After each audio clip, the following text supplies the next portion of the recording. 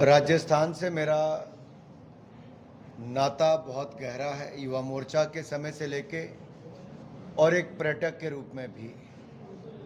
मैं हिमाचल और राजस्थान में यहाँ की संस्कृति, यहाँ के जो मैं कहूँ कि अतिथि देव भाव की भावना को लेकर जो चलते थे, वो सदा बीच में एक तरह से अपना घर लगता है। लेकिन पिछले 5 सालों में यहाँ की सरकार के चलते न यहाँ की बच्चियां न यहाँ की महिलाएं अपने आप को सुरक्षित मानती हैं। महिला अपराध में नंबर 1 राजस्थान पिछले 5 वर्षों में हुआ। दलितों पर अत्याचार, आदिवासियों पर अत्याचार पे नंबर 1 हुआ। और छोटी छोटी बच्चियों के साथ बलात्कार करके उनकी हत्या कर दी जाए। एक निर्भया हुआ तो पूरी दिल्ली हिल गई थी, देश में बवाल मच गया था। लेकिन राजस्थान में ऐसी एक नहीं अनेक घटनाएं हुई। प्रतिदिन 17 महिलाओं या बच्चियों के साथ दुष्कर्म की घटनाएं होती हैं।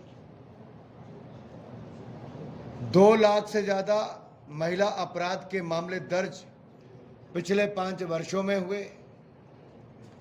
35,000 से ज्यादा तो केवल दुष्कर्म के मामले हैं। और अगर मैं इसी क्षेत्र की बात करूं तो जहां टोंक जिले में अलीगढ़ में 6 साल की बच्ची का स्कूल से अपहरण करके दुष्कर्म करके उसकी हत्या कर दी गई, वहीं पर सीकर के कावड़ में 14 साल की बालिका के साथ दुष्कर्म के बाद हत्या हुई। झालावाड़ जिले के सदर इलाके में 6 साल की मासूम बच्ची से दुष्कर्म और उसकी हत्या कर दी गई। नागौर के पर्वतसर में 11 साल की बालिका से दुष्कर्म और उसकी हत्या। 25 सितंबर 2020 को सिरोही जिले के अनादरा में 8 साल की बच्ची के साथ दुष्कर्म के बाद हत्या। दौसा के सिकंदरा में नाबालिग के साथ दुष्कर्म फिर हत्या। करौली जिले के हिंडौन में 5 साल की बालिका के दुष्कर्म के बाद हत्या। अजमेर के पुष्कर के बकरी चराने गई 11 साल की बच्ची के साथ दुष्कर्म फिर पत्थर से कुचलकर हत्या। जयपुर के नरेना के में 4 साल की बच्ची के साथ दुष्कर्म के बाद हत्या। और 20 सितंबर को नागौर के पादुकला में 7 साल की मासूम बच्ची के दुष्कर्म के बाद हत्या। और पाली जिले के फालना में 16 साल की नाबालिग से दुष्कर्म करके शवों को झाड़ियों में फेंक दिया गया।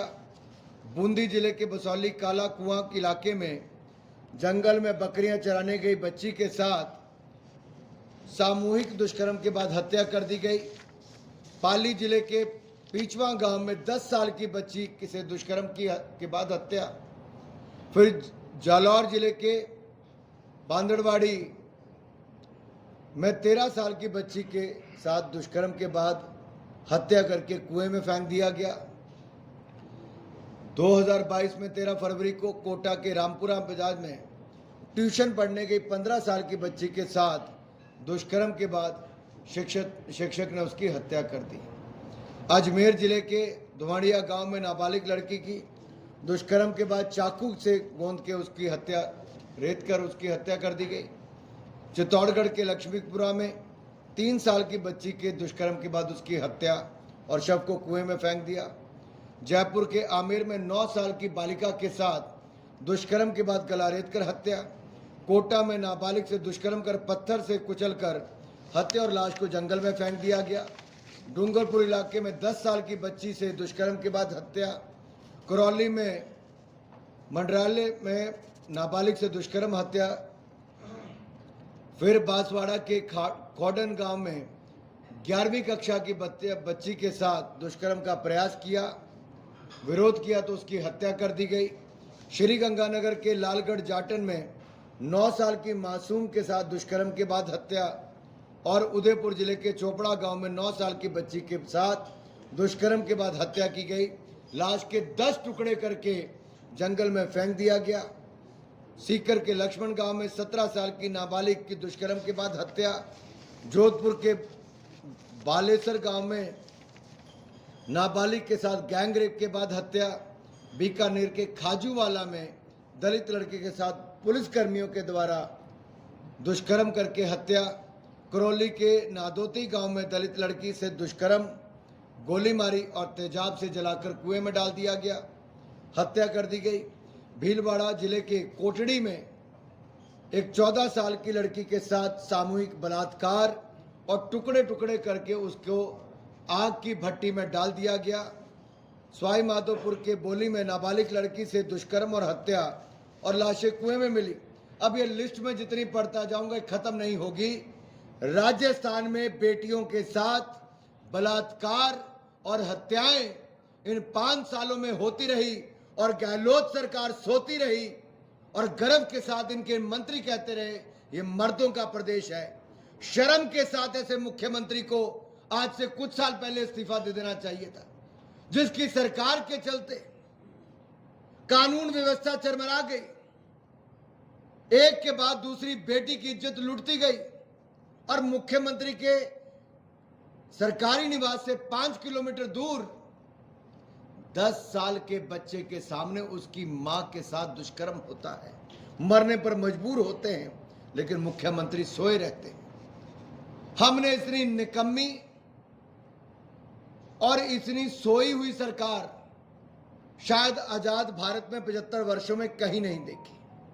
जहां 2 लाख आपराधिक मुकदमे केवल महिला अपराध के दर्ज होते हों, 35,000 दुष्कर्म के मामले दर्ज होते हों, ऐसी गहलोत सरकार जहां महिलाओं की अस्मिता की लूट, बच्चियों के साथ दुष्कर्म और हत्या, इसकी खुली छूट, ऐसी गहलोत सरकार ही हो सकती है। और मैं आज ज्यादा ना कहता हूं, केवल इसी विषय पर आपका ध्यान आकर्षित करना चाहता हूं। इससे राजस्थान की छवि धूमिल हुई है। राजस्थान की साख को गिराने का काम हुआ है और राजस्थान ने जो इतने वर्षों में कमाया था उसको गंवाने का काम हुआ है। केवल सत्ता में बने रहने के लिए इनके आपसे मन मुटाव जितने मर्जी होंगे, ये अपनी कुर्सी बचाने में लगे रहे और महिलाओं की इज्जत लूटती रही। ये अपनी मुख्यमंत्री पद पर बने रहने के लिए बच्चियों के साथ दुष्कर्म होते रहे। काश पुलिस वालों को खींचा गया होता, कानून व्यवस्था को बनाया गया होता, तो ना जाने कितने लोगों की बच्चियों की जान बच गई होती, दुष्कर्म की घटनाएं रुक गई होती। पुलिस वाले भी दुष्कर्म करने पर आ गए, ये अपने आप में दिखता है कि क्या सरकार थी। एक इनकी नेता आती है दिल्ली से छुट्टियां मनाने के लिए, कहती है यूपी में लड़की हूं, लड़ सकती हूं, लेकिन जब राजस्थान आती है, यहीं की बेटी के साथ उसी दिन बलात्कार की घटना होती है, हत्या होती है। पूरी राजस्थान की सरकार उस पर पर्दा डालने का काम करती है। यहाँ के मुख्यमंत्री के नज़दीकी अधिकारी यहाँ तक कह देते हैं ऐसी कोई घटना नहीं घटी, लेकिन जब शाम को उनका दौरा पूरा होता है तो मानते हैं कि हाँ ये घटा है।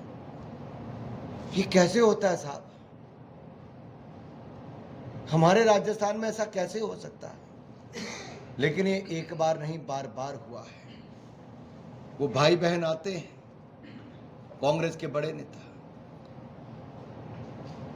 पार्लियामेंट में तो प्रवचन देकर आते हैं, बांसवाड़ा आते हैं, लेकिन भीलवाड़ा जहां पर उस बच्ची के साथ दुष्कर्म हुआ वहां के उसके घर नहीं जाते हैं, उस महिला के घर नहीं जाते हैं। क्यों? क्योंकि यहां उनकी अपनी सरकार है।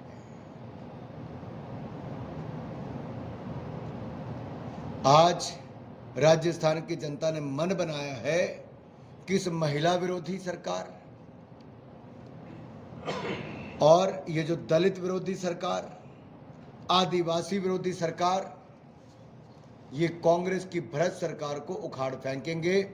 और ये परिवर्तन संकल्प यात्रा में इतना जो जनसमूह उमड़ रहा है, जो जोश लोगों में दिख रहा है, ये गुस्सा गहलोत सरकार के खिलाफ है और लूट की खुली छूट से मुक्ति पाना चाहते हैं। राहुल साहब, परिवर्तन यात्रा में बीजेपी की भी एकजुटता नजर नहीं आ रही है, क्या नुकसान होगा इसका बीजेपी? बहुत एकजुटता है साहब, हर जगह अलग अलग जगह पर यात्राएं चल रही, नेताओं की अलग अलग जगह पे ड्यूटियां लगी। आपने राजस्थान के इतने अपराध गिना दिए, मणिपुर के बारे में क्या कहेंगे आप? किसके बारे में? मणिपुर में जो हिंसा हो रही है अभी तक थम नहीं रही, उसके बारे में क्या कहेंगे? मैं आपको ये भी अच्छा हुआ आपने सवाल पूछा और मैं आपका धन्यवादी। मणिपुर की एक घटना को लेकर विपक्ष संसद से लेकर सड़क तक उतरा। देश के मीडिया ने भी उस विषय को उठाया और प्रधानमंत्री जी ने भी कहा, समाज में ऐसी घटनाएं कहीं पर भी घटे ये मानवता को शर्मसार करती है और कड़ी कार्रवाई उन लोगों के खिलाफ करनी चाहिए जिन्होंने ऐसा घटना को अंजाम दिया। मैं यहाँ पर मेरे पत्रकार मित्र बैठे हैं, अपने दिल पर अपने ज़मीर पर हाथ रखकर बोले, आपको जो इन मुद्दों को उठाना चाहिए और सरकार को कटघरे में खड़ा करना चाहिए। क्या यहाँ की सरकार, जिसके मंत्री ये कहें कि मर्दों का प्रदेश है और मुख्यमंत्री हंसे और सीना चौड़ा करके चले, इससे बड़ी शर्मनाक बात क्या होगी? क्या कांग्रेस के वो नेता संसद में सड़क पर राजस्थान की उन घटनाओं को उठाने में असफल रहे जहां पर एक नहीं अनेक मणिपुर जैसी घटनाएं राजस्थान में पिछले कुछ महीनों में हुई? तो इसलिए मैं कहता हूं, और इसी उदयपुर में कन्हैया लाल का सिर कलम कर दिया गया। मदद यहां की पुलिस सोई रही क्या? कौन संरक्षण देता है वोट बैंक की राजनीति के लिए ऐसे लोगों को? बेल भी मिल जाती है। ये अपने आप में सवाल खड़ा करते हैं यहां के प्रशासन पर, यहां की कानून व्यवस्था पर। ये आर्ट्स तो 8 पन्नों के ऐड चल रहे होंगे, लेकिन जनता के दिलों में जो छाप छाई हुई है वो अपराध की, महिलाओं के खिलाफ अत्याचार की, बेटियों के साथ दुष्कर्म के मामले, ये जनता करारा जवाब देगी चुनाव में। इंडिया गठबंधन ने कल एक पत्रकारों की देखा जा रहा है। आज अंतर्राष्ट्रीय लोकतंत्र दिवस है, इंटरनेशनल डेमोक्रेसी डे है, और लोकतंत्र को कैसे कुचला जा सकता है इसका फिर ताजा उदाहरण कांग्रेस ने दिया है। 1975 में श्रीमती इंदिरा गांधी जी ने इमरजेंसी लगाई, मीडिया को कुचलने का प्रयास किया, और एक बार फिर उसका ताजा उदाहरण कांग्रेस ने दिया है और इस इंडी गठबंधन ने दिया है, जो अहंकार और घमंड से भरा घमंडिया गठबंधन है। मीडिया पर प्रहार करना इनके लिए कोई नई बात नहीं है, ये तो इनके डीएनए में है। देश में आपातकाल का वो काला समय भी देश ने देखा, देश के मीडिया ने देखा, जहां मीडिया को ब्लैकआउट किया था। मीडिया की आवाज को बंद करने का काम इंदिरा गांधी जी ने, कांग्रेस ने किया था।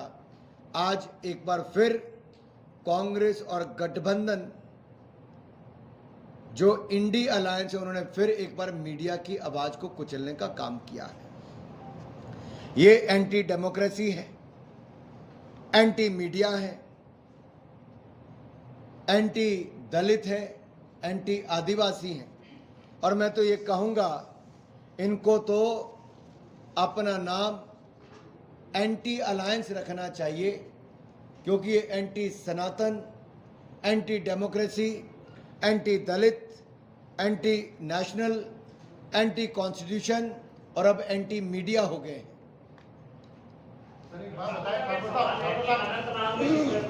देखिए, जहां तक खेलों की बात है, बीसीसीआई ने ये बहुत पहले निर्णय ले लिया था कि बायलैटरल मैचेस पाकिस्तान के साथ नहीं खेलेंगे जब तक वो आतंकवाद को बंद नहीं करते, सीमा पार से हमले बंद नहीं करते और घुसपैठ की घटनाओं को अंजाम देना बंद नहीं करते। और ये मुझे लगता है देश की भावनाएं जो आम जनमानस की भावना है उसके अनुरूप ही है। सर पीओएफ जो बात है पीओ पर ले लो, उसके बाद ये देखिए, संसद के दोनों सदनों ने आम सहमति से रेजोल्यूशन पास किया था कि पाक ऑक्युपाइड कश्मीर भारत का अभिन्न अंग है, और दोनों सदनों ने कहा था। इसमें किसी के मन में कोई संकोच नहीं रहना चाहिए। सर, आपराधिक छवि वाले जो सांसद हैं, जो विधायक हैं, कमीशन की गाइडलाइंस बहुत क्लियर है, उसके अनुसार ही अनुमति होती है। पेट्रोलियम पदार्थ के दाम लगातार बढ़ रहे हैं। भले ही केंद्र सरकार ने भी पैसे कम किए, लेकिन राजस्थान में 500 रुपये में सिलेंडर मिल रहा है और मध्य प्रदेश में अब 450 रुपये में सिलेंडर मिलेगा। तो कहीं ना कहीं लगता है कि सिलेंडर जो है वो महंगा है, और सिलेंडर को लेके ही भाजपा ने काफ़ी प्रदर्शन 2014 के। देखिए, पहले तो मैं आपको कहूं कि देश में कांग्रेस ने 60 साल राज किया, लेकिन महिलाओं को धुएं से मुक्ति नहीं दिला पाई। 2014 में जब भारतीय जनता पार्टी की सरकार बनी, एनडीए की सरकार आई, उससे पहले मात्र 14.5 करोड़ एलपीजी के कनेक्शन देश में थे, आज 33 करोड़ हैं। 9 सालों में फर्क पड़ा। और जो गरीब लोग हैं, जरूरतमंद थे, उनको भी 9 करोड़ 60 लाख रसोई गैस के सिलेंडर प्रधानमंत्री उज्ज्वला योजना के अंतर्गत मुफ्त में नरेंद्र मोदी जी की सरकार ने दिए। ना उनसे जो इनिशियल अमाउंट है वो ली, और पहला रिफिल भी उनको मुफ्त में दिया और गैस का सिलेंडर भी दिया। अब कल ही हमने घोषणा की है 75 लाख और उज्ज्वला गैस के अंतर्गत सिलेंडर मिलेंगे। राखी और ओणम के अवसर पर 200 रुपये दाम 1100 रुपये से कम करके 900 रुपये गैस सिलेंडर के दाम नरेंद्र मोदी जी की सरकार ने कर दिए। उज्ज्वला योजना वालों को ये 700 रुपये में मिलेंगे, 200 रुपये की सब्सिडी जारी रहेगी। अगर आप दुनिया भर में दाम देखेंगे, पिछले 3 वर्षों में इसके दाम 3 गुना ज़्यादा बढ़े, 3 गुना ज़्यादा, 303% की वृद्धि पूरी दुनिया भर में हुई है। लेकिन भारत में उस दृष्टि से वृद्धि नहीं हुई। जहाँ तक पेट्रोलियम के दाम की आपने बात कही, एक बार नहीं 2 बार मोदी सरकार ने पिछले 1.5 साल में पेट्रोलियम प्रोडक्ट्स के दाम कम किए। पेट्रोल और डीजल पर जो एक्साइज ड्यूटी है उसको कम किया, लेकिन मध्य प्रदेश में नहीं, राजस्थान, छत्तीसगढ़ और ऐसे कांग्रेस शासित राज्यों में और विपक्ष शासित राज्यों में राज्यों की सरकारों ने अपना वैट बढ़ा दिया। भाजपा शासित राज्यों ने कम किया, केंद्र की सरकार ने कम किए, लेकिन राजस्थान में कांग्रेस की सरकार में देश का सबसे ज्यादा महंगा पेट्रोल डीजल यहां पर मिलता है। श्री गंगानगर का उदाहरण ले लीजिए। पंजाब के लोग वो तो अपने राज्य में पेट्रोल डीजल भरवाते हैं, राजस्थान के जाकर सीमा पार जाके भरवाते हैं। वहां के लोगों को अपने पेट्रोल पंप बंद करने पड़ गए। कितने? आंकड़ा निकालिए, कम से कम 300 ऐसे पेट्रोल पंप होंगे जो बंद हुए सीमा पर ही। क्यों हुए? ये राजस्थान की सरकार ने यहाँ पर महंगाई देने का काम किया है। सर, ये लोग सब है कि अगर राजस्थान में बीजेपी की सरकार आती है तो महिला सुरक्षा और रेप केस को कम करने के लिए उनके क्या कदम? उदाहरण साथ लगते राज्य मध्य प्रदेश में भी है और उत्तर प्रदेश में भी है। कल जब यात्रा निकल रही थी तो जगह जगह जेसीबी देखने को मिली, लोग पुष्प वर्षा कर रहे थे। और कहीं ना कहीं ये बुलडोजर, ये जेसीबी आपने उत्तर प्रदेश में देखी कि जहां अपराधियों के खिलाफ कड़ा काम कैसे किया जाता है, योगी सरकार ने करके दिखाया। अपराध को जड़ से मिटाने का काम वहां पर हुआ है। माफिया राज से मुक्त कैसे किया जाता है, भाजपा शासित राज्य ने दिखाया है। लाडली लक्ष्मी योजना हो, लाडली बहन योजना हो, ये जहां एक और शिवराज जी की सरकार ने, भारतीय जनता पार्टी की सरकार ने मध्य प्रदेश में किया, वहां पर महिलाओं, बेटियों को कैसे सुरक्षा और सम्मान मिलता है, ये देखने का आग है। और जब राजस्थान में भाजपा की सरकार आएगी, राजस्थान की महिलाएं और बेटियां अपने आप को सुरक्षित पाएंगी, क्योंकि भाजपा की सरकार ये सुनिश्चित करती है महिलाओं का सम्मान। सर ये लोकसभा का जो विशेष सत्र बुलाया गया है, देखिए, वन नेशन वन इलेक्शन देश हित में है। अभी भी देखिए 5 राज्यों में चुनाव आएंगे। आज से कुछ महीने पहले कुछ राज्यों में चुनाव पहले होकर हटे। तो सारा साल चुनावों में लगे रहने की बजाय 5 साल में अगर एक बार चुनाव होते हैं तो पैसा भी बचता है, समय भी बचता है, देश को आगे बढ़ने का अवसर भी मिलता है। ये राष्ट्र हित में है, टैक्स पेयर्स के हित में है और प्रशासन को और सुचारू रूप से चलाया जा सके उसके हित में है। बात करें, सबसे बड़ी बात ये कि सनातन धर्म को लेकर अभी जो मुद्दा, देखिए, कुछ लोग चले थे मोहब्बत की दुकान खोलने। मोहब्बत की दुकान का तो पता नहीं, नफरत का मेगा मॉल खोलकर चल रहे हैं। कोई हिंदुओं को अस्तित्व मिटाना चाहते हैं, सनातन धर्म को कुचलना चाहते हैं, जड़ से खत्म करना चाहते हैं, और एक के बाद दूसरा एक घमंडिया गठबंधन के नेता जो इंडी गठबंधन है उसके नेता एक नहीं, एक के बाद दूसरा, दूसरे के बाद तीसरा उन्होंने कहा इसको जड़ से ही खत्म करेंगे सनातन धर्म को। लेकिन मैं कहूंगा ये जो राहुल गांधी जी बड़ा बड़ा प्रचार करते हैं दुनिया भर में जाके भारत के संविधान को बचाने की और लोकतंत्र को बचाने की, इनके मुंह में दही जम गया है। राहुल गांधी जी मौन अवस्था में चले गए, बोल नहीं पा रहे। ये चुप्पी बहुत कुछ कहती है कि नफरत की दुकान खोलने का लाइसेंस राहुल गांधी जी ने दिया है,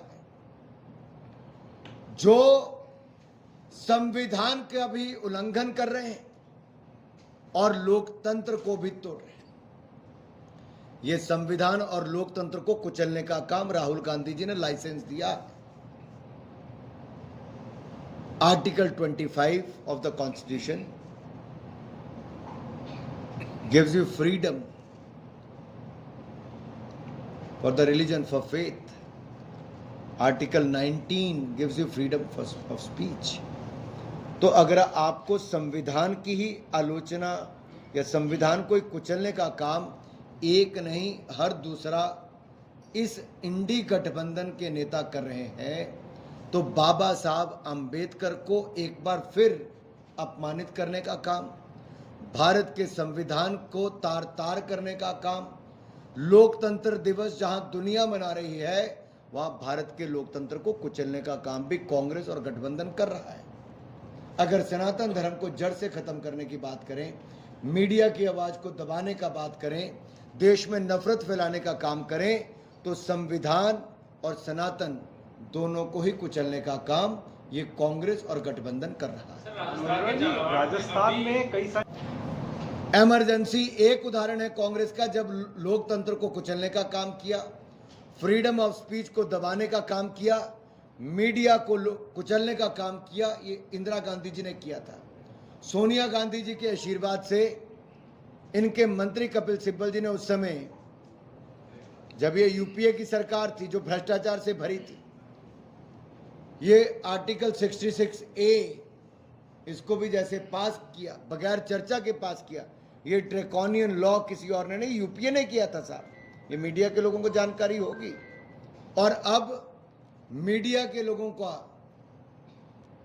एक तरह से विरोध करना, उनकी आवाज को दबाना और पूरा दबाव बनाना, ये कांग्रेस की मानसिकता को दिखाता है कि मीडिया को दबाने का और फ्रीडम ऑफ प्रेस, ये बोलते तो हैं लेकिन दबाने का ही काम किया है इमरजेंसी के टाइम भी, और ये इमरजेंसी 2.0 अब भी लगाने का काम कर रहे हैं। अनुराग जी, आप कांग्रेस सरकार में एक निजी अस्पताल में दंपति को पीट कर बदमाशों ने मारा। सॉरी, राजस्थान के झालावाड़ में एक अस्पताल के अंदर बदमाशों ने पति पत्नी को पीट कर मार दिया। देखिए, राजस्थान की ये हालत है कि यहां पता है कि मुख्यमंत्री कुछ नहीं करेंगे क्योंकि उनको किसी से कुछ लेना देना नहीं। लूट की खुली छूट किसी राज्य में है तो यहां पर है। और अगर अस्पतालों में भी मर्डर हो जाते हैं, पुलिस के लोग दुष्कर्म करके हत्या कर देते हैं, गला काटने वाले को खुले में छूट मिलती है और बाद में बेल भी हो जाती है, बेटियों के कत्ल करके झाड़ियों में और कुएं में फेंक दिया जाता है, जिंदा जला दिया जाता है। ये किसी राज्य में होता है तो राजस्थान में कानून व्यवस्था चरमरा जाती है। कोई भय डर पुलिस का नहीं है, कानून व्यवस्था खत्म हो चुकी है। ऐसा लगता है श्रीमान अशोक गहलोत जी ने हथियार डाल दिए हैं। यहाँ पर गुंडों की सरकार एक तरह से कही जाए कि गुंडों का माफिया का बोलबाला है तो स्पष्ट तौर पर दिखता है। अनुराग जी, आप सरकार बनने का दावा कर रहे हैं, लेकिन पी राजस्थान में आपका अभी ट्वीट आया है, उन्होंने कहा है कि ये जो कश्मीर में हुआ है ये भारत की अव्यवस्थित सरकार है और इसके कारण से वहाँ की कश्मीर की जनता ठगा हुआ महसूस कर रही है। और उन्होंने इसको लेकर के G20 का जो अभी सम्मेलन हुआ था उसके ऊपर भी सवालिया निशान लगाए। मैं इतना ही कहूंगा कि 26/11 के हमले के बाद भी कुछ लोग मूक दर्शक बन के बैठे रहे। सोनिया गांधी, मनमोहन सिंह जी की सरकार मौन अवस्था में थी, मूक दर्शक थे, कोई कदम नहीं उठा पाए थे। नेहरू जी के दिए जख्म देश भूल नहीं पाया है। ये 370-35 से और कश्मीर को इस हालत में छोड़ना, 40,000 लोगों की वहां पे हत्याएं होना, इसकी ये कांग्रेस की देन है। ये जख्म कांग्रेस के दिए, उससे मुक्ति दिलाने का काम, मरहम लगाने का काम नरेंद्र मोदी जी की सरकार ने किए। आतंकवादी घटनाओं में कमी आई और यही नहीं, अगर रिकॉर्ड आतंकवादियों को मुठभेड़ में मारा गया तो पिछले 9 वर्षों में मारा गया है। लेकिन जो अभी कश्मीर में घटा दुर्भाग्यपूर्ण भी है, दुखद भी है। इसका बदला भी लिया जाएगा, कड़ा जवाब भी दिया जाएगा। सर, ये इंडिया गठबंधन को आप गठबंधन नाम आप मुझे बताइए क्या है INDIA? अब बताइए ना क्या है, आप सारे बैठे, क्या है INDIA? क्या है? मैं आपसे खुले में पूछ रहा हूं भाई, सब लोग बैठे। वो तो इंडिया गठबंधन एक अलायंस है सर, भाई पार्टियों का मिलकर। ये जो एंड में अलायंस है तो इंडी अलायंस, हम वही कह रहे हैं।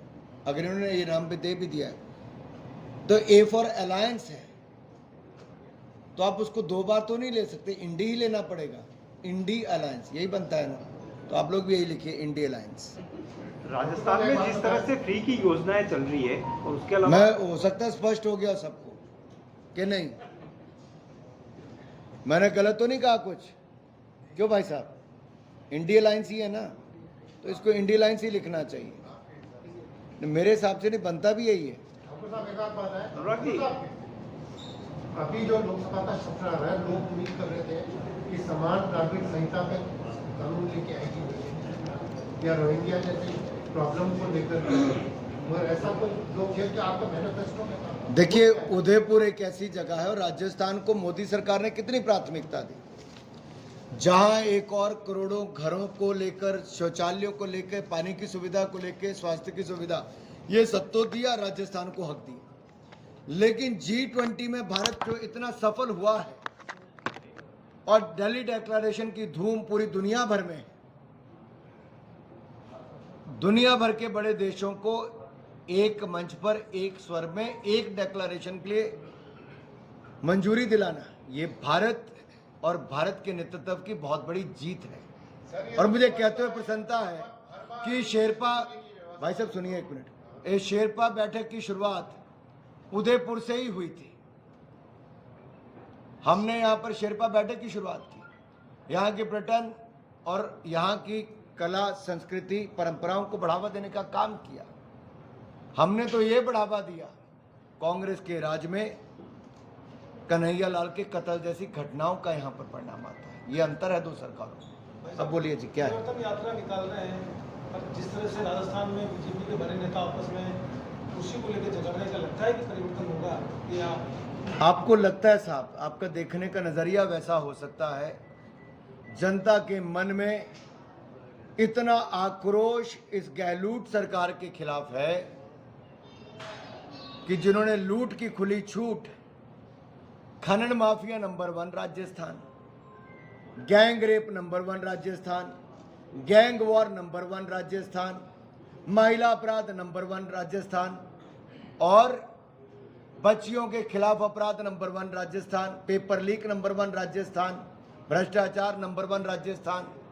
तो ऐसी भ्रष्ट और निकम्मी सरकार से छुटकारा पाना चाहती है राजस्थान राजस्थान की। में 500 रुपए सिलेंडर और चिकित्सा सुविधा के का क्या विकल्प है बीजेपी के पास? देखिए 4.5 साल जनता को निःशुल्क साढ़े चार साल आप पूरी जनता को लूटते रहे। पेट्रोल के दाम देश भर में सबसे ज्यादा है, डीजल के दाम सबसे ज्यादा है, माल भाड़े पर सबसे ज्यादा उसका प्रहार पड़ता है, महंगाई राजस्थान में देखी जाए सबसे ज्यादा है, और इसका मूल कारण गहलोत जी की सरकार है। और ये जनता भली भांति जानती है कि बहन बेटियों की इज्जत लूटना, उनको असुरक्षा यहाँ पर देना, अगर वो सब महिला अपने आप को सुरक्षित ना भी माने, आपकी इज्जत और सुरक्षा से ज्यादा प्यारा तो कुछ नहीं है। और अगर महिलाएं सुरक्षित नहीं है, आपने 4.5 साल तो पूरा जेब खाली करा दी लोगों की।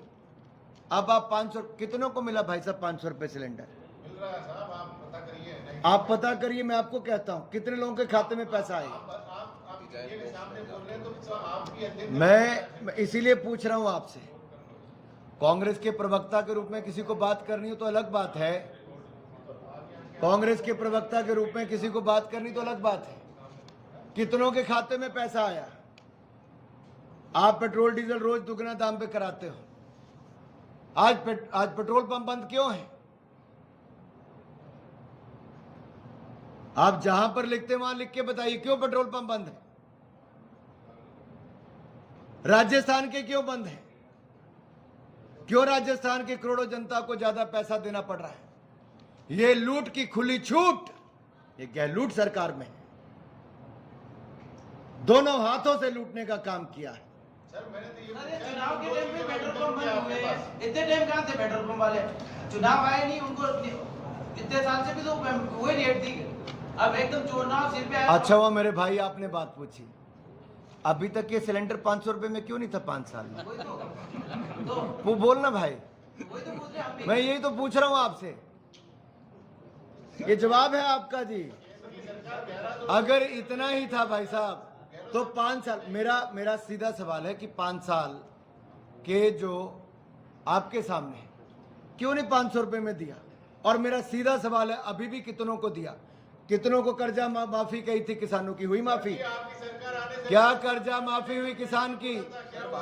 मेरा सवाल ये है यहाँ जितने पत्रकार मित्र, मैंने किसी के सवाल को कोई मना नहीं किया, लिया ना सबके सवाल खुले में प्रेस कॉन्फ्रेंस कर रहे हैं साहब। और मैंने पहले भी कहा किसी को कांग्रेस के प्रवक्ता के रूप में बोलना मुझे कोई आपत्ति नहीं, लेकिन आज कांग्रेसियों की बोलती बंद है साहब, क्योंकि किसानों के कर्जे माफ नहीं हो पाए, बेरोजगारों को बेरोजगारी भत्ता नहीं मिल पाया। लोगों ने देखा है जो 5 साल पहले गारंटी देके राहुल गांधी गए थे, फेल हो गई सारी। यहां पर कोई जितना मर्जी कांग्रेस का प्रवक्ता बनने का प्रयास करे, कुछ नहीं होगा। धन्यवाद।